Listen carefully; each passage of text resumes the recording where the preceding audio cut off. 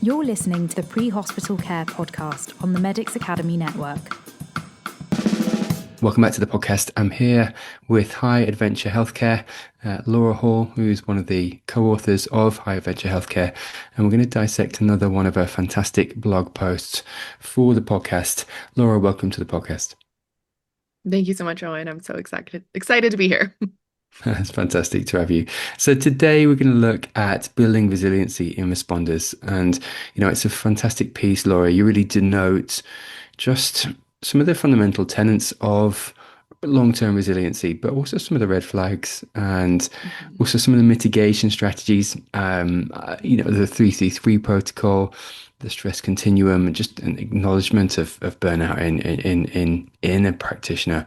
But could I get you to speak to really why you wrote the piece in the first place? Yeah. Thank you so much. This piece was born out of my own experience. As a new graduate nurse, I was working in a rural critical access hospital on the coast of Washington State. And I feel like I saw quite a bit of trauma in those early years, new grad ER nurse, and kind of a really shortened orientation. And the advice that I got from one of my preceptors at the time was go home and pour yourself a bottle of wine. And it kind of gave me pause then, and as I've advanced in my career, it gives me even more pause. And I think that there's just a lot that we do wrong about caring for the caregivers. We spend a lot of time in school learning how to take care of people, and at no point do we stop and ask, how do we take care of ourselves? For example, I just went through onboarding for a new position, and I did 20 hours of onboarding modules about, how to prevent infection and how to recognize, emergencies and surgical patients. And again, not once did any of that onboarding material include, how to take care of myself. And so, yeah, that piece and the research behind it is kind of just, born out of my own experience, and how can we do this better and decrease burnout and everything else that comes with that. Yeah, and in the piece, I find it really interesting. You say, two-thirds of practitioners, of nurses, of registered nurses and flight nurses will experience burnout. Two-thirds, which is huge, really. And then you also say in the piece, under those under 25 years old, the percentage is even greater. So, it really can hit unless you do institute some of these mitigation strategies, and we'll talk about those in a second. You really are at risk. And especially if you haven't got tools and community to hand, the younger practitioners can be even at a greater risk. Is that your experience from maybe just your anecdotal experience from seeing people around the workplace? hmm Yeah, transparently, I do kind of want to dig into what makes younger providers more susceptible. I don't know if it's just because they have, a lower amount of lived experience and, therefore less opportunities to build that resilience in their everyday life. I actually just read this really interesting book called The Upside of Stress by Kelly McGonigal. She's a PhD at Stanford University. She does a lot of really wonderful research, and she talks about how going through traumatic events can actually build our resilience if we look at it through the right lens. And so, I think maybe the younger generations maybe just haven't had a chance to build that resilience. But yeah, I don't, that's just my own stab at it. But Yeah, indeed, indeed. Well, you say in the piece, and I think it's a fantastic piece. You talk about the stress continuum, which is taken from the United States Marine Corps, and just gives an element of self-awareness to their own informed decision making, good choices that move you towards the green or back to a sense of equilibrium. But you also talk about the 333 protocol. The sort of 3 days, 3 weeks, 3 months. Could I get you to sort of speak to that? Yeah.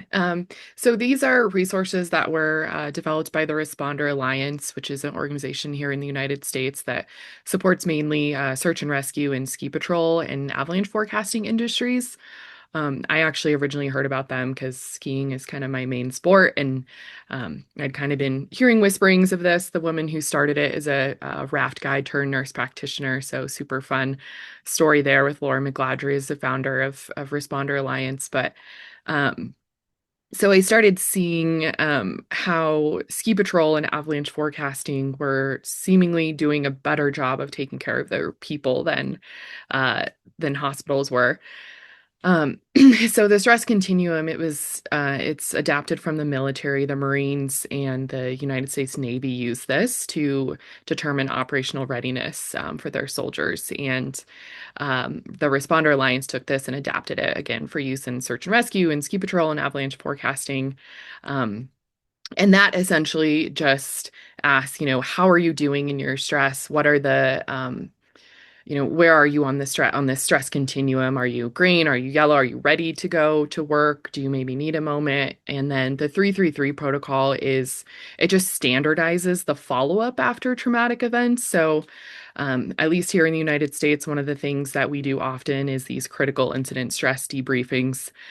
They're one time, they usually happen 2 to 3 days after a traumatic event, a patient death or something like that. And we all sit in a circle in folding chairs and we go through and we talk about what we saw and what we felt, and then that's it. There's no follow-up.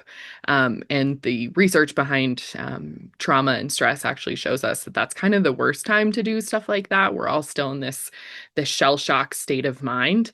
And so the 333 protocol just allows people to have this standardized follow-up of follow-up at 3 days, follow-up at 3 weeks, and follow-up at 3 months.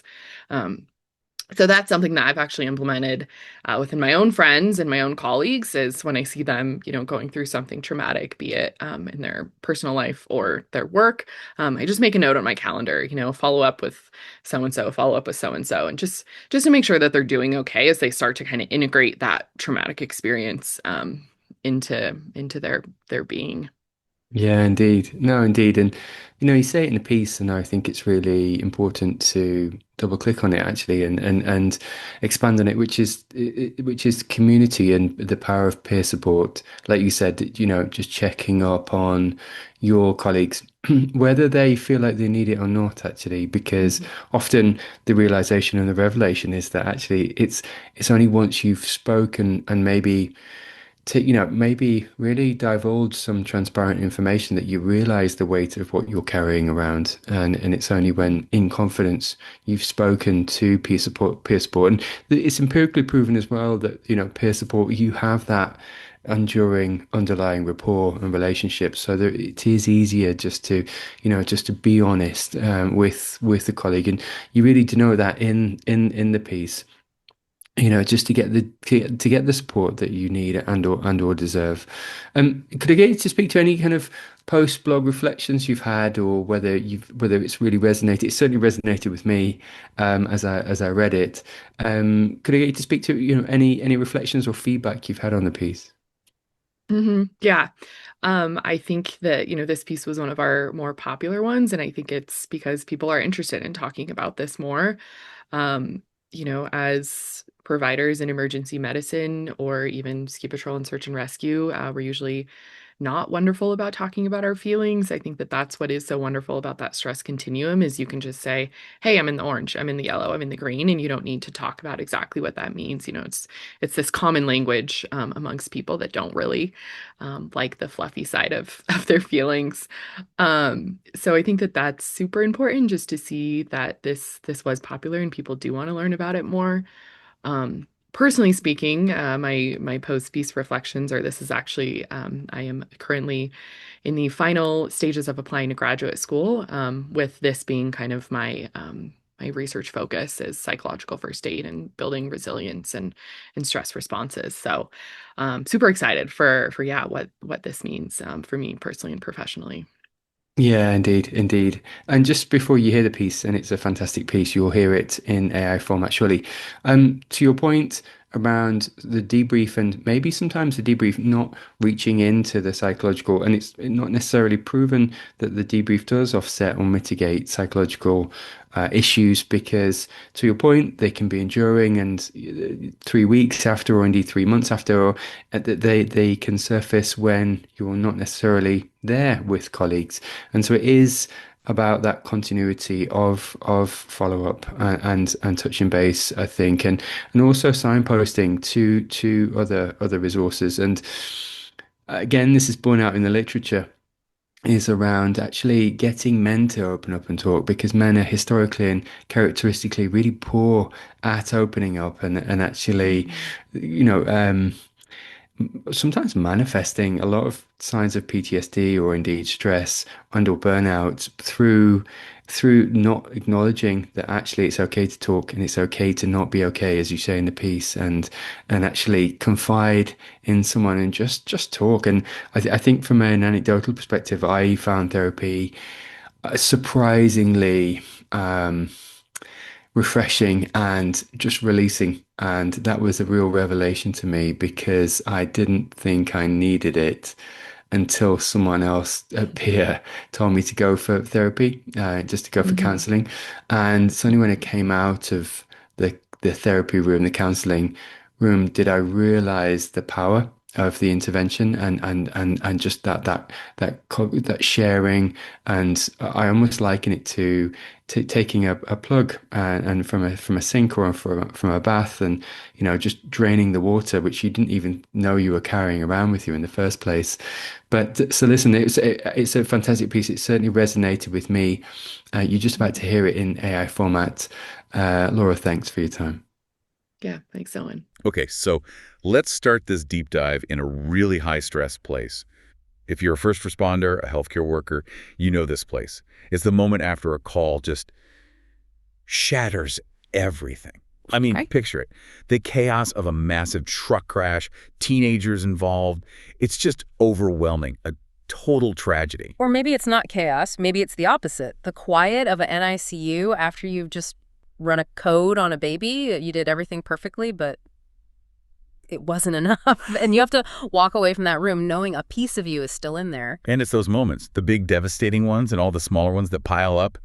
That's why we're doing this. Exactly, because what used to follow those calls was something called a critical incident stress debriefing, a CISD. Right. And our source material paints well, a pretty bleak picture of these. Sometimes it was just folding chairs in a circle, some bottled water, chips. Run by people who meant well, but But we're totally ill-prepared. And other times, it was just an empty promise. An email saying we'll schedule a debrief that just never comes. leaving teams feeling completely abandoned. So that brings us to the real question behind this whole deep dive, which comes from people who've lived this. And the question is just, is this really all we're doing? Is this the best support we can offer the people who show up for us on our worst days? Because those old debriefings, they just didn't work. Yeah, the evidence is pretty clear they often failed. Sometimes they even made things worse. But what's so fascinating about the sources we're looking at today is that they don't just criticize that old model, they give us a new roadmap. Okay, a roadmap for what? It's a move away from just treating trauma after it happens, the reactive approach. It's about building mental resilience before the symptoms even show up. It's proactive. And this is all tied to not just feeling better, but to career longevity, to keeping good people in these jobs. Let's unpack that. And I think the best place to start is with something every single person in these fields learns on day one: physical safety. If you've had wilderness medicine training, you know the mnemonic, I number one. Right. What happened to you? No blood on me. Exactly. The very first step is always you.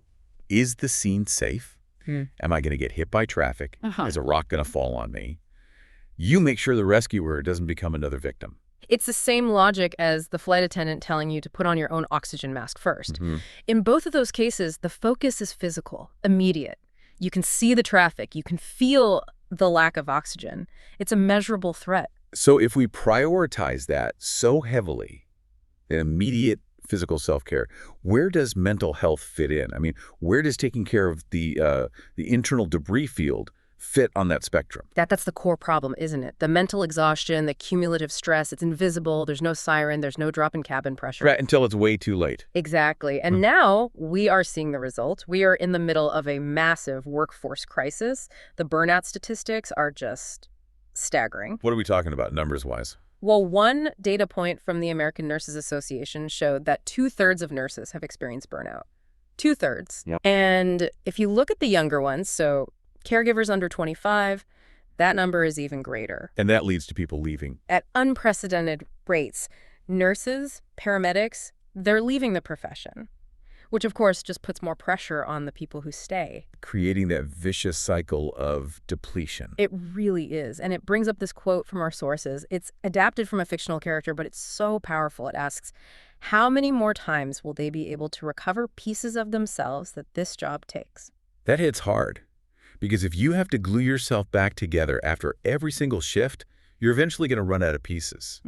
So to deal with that, the sources talk about something called real-time resilience. Yes, real-time resilience. And that's defined as showing, immediate and thoughtful action during a dangerous or adverse situation. It's required while you are still providing aid. So it's different than for a civilian. Completely different. If you or I see something traumatic, we can step away. We can process. We can adapt. A responder has to stay in it. They have to be resilient in the moment. It's an operational necessity. Which gets us to the organizational incentive. I mean, obviously, there's an ethical reason to care for your staff, but are these programs just about the bottom line? Is it just about retention? That's a great question, and the tension is definitely there. A CEO, a CFO, they might not care about resilience as a concept. But they care about retention. They care a lot about retention. But this is a case where the two goals actually align perfectly. If you support the person, they stay. The organization wins, and the individual thrives. And they have data for this. There's a study on ski patrollers that showed when they implemented these proactive resilience programs, it was a measurable protective factor. So it helped people stay in the job longer. Significantly longer. So whether the motivation is the budget or just being a good human, the result is the same. The investment works. It stabilizes the workforce. Okay, so let's get into those proactive tools. We've established that the old way, CISD, was a failure. What are these new proven alternatives we're seeing from places like the Responder Alliance? Well, the big failure of CISD was, like we said, it often re-traumatized people by forcing them to publicly relive an incident. Right. The new tools shift the focus. They're about proactive self-assessment and standardized support that, and this is key, doesn't demand you tell your story. And the first of these is the Stress Continuum. The Stress Continuum, yeah. It's an incredible tool. It originally came from the U.S. Marine Corps for combat settings. And now it's being used by, what, a nurse or a firefighter? Exactly. It's basically a self-awareness tool. It gives you 4 zones: green, which means you're ready, yellow is reacting, orange is injured, and red is critical. You know, for anyone listening who works in an ER, it's kind of like the ESI triage scale. That's a perfect analogy. An ESI 1 patient needs everything right now. That's your red zone. And ESI 5 is stable, needs very little. That's your green zone. It's the same logic for your own mental state. Precisely. But it's not just about labeling what zone you're in. The power is in knowing how to get yourself back to green. And that's where the idea of green choices comes in. That's where it comes in. You need to know ahead of time what your personal green choices are so you can use them the second you feel yourself sliding into yellow. So you say green choice, I'm thinking like big things, a vacation, a new hobby. But is that what the sources mean? Or is it smaller? It's much smaller, and it has to be intentional. That's the key. Okay. A green choice is a simple, manageable, restorative action. It's not a huge life change. It's things like calling a trusted friend, intentionally not drinking alcohol after a tough shift, making sure you eat a real meal instead of just grabbing fast food. So small, conscious acts of restoration. Yes. Things that counteract the stress of the day and just nudge you back toward your baseline. Okay, so if you're listening, this is your homework. Make a list. 5 green choices.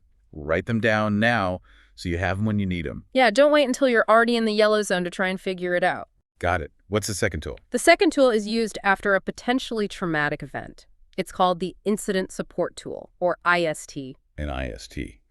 It sounds a little bureaucratic, like a checklist. It is a kind of checklist, but it's about standardizing risk in a really objective, non-emotional way. It uses simple metrics to assess your level of exposure to a trauma. Not how you feel about it, but what you were exposed to. So it's trying to create a quantitative risk score. Like if the call involved a child, that automatically adds points to my score, even if I say I feel fine. That's exactly it. It's quantitative. And this is the proactive part that's so crucial. The organization can see a high-risk exposure happen, and they can respond immediately. Without waiting for the person to ask for help. Without waiting for symptoms to develop or for the person to have to raise their hand and say, I'm not okay. The tool knows that certain things are just harder. Witnessing a family's grief, incidents with kids, with pets, or what they call novel exposure, something so far outside your experience, it just floors you. That's a huge step forward. Instead of waiting for someone to fall apart, the system says, we know this was hard. We're stepping in. 100%. And that brings us to the third tool, the 333 protocol. the 333 protocol. And that just gives a standardized timeline for follow-up after one of those high-risk incidents is flagged by the IST. And 333 stands for? 3 days, 3 weeks, and 3 months. It's the suggested schedule for checking in. And what do those check-ins look like? Is it like a mini debriefing? No, and that's the beautiful part. It's the complete opposite of a CISD. At 3 days, the check-in is just about normalization. Are you sleeping? Are you eating? Basic functions. Okay. At 3 weeks, it shifts to coping. What green choices have you been using? And then at 3 months, it's a final check, just to make sure no hidden, persistent symptoms have cropped up. So the huge benefit is that you're getting support without ever being forced to relive the incident. Yes, it's a safety net. It confirms you're functioning and using your coping skills instead of demanding some kind of emotional performance. So if we tie this all together, the big picture here seems to be about normalizing stress. Absolutely. It's about acknowledging that this job is fundamentally hard. And the sources say the first step is just honesty, moving past that expectation that everyone has to be a stoic hero all the time.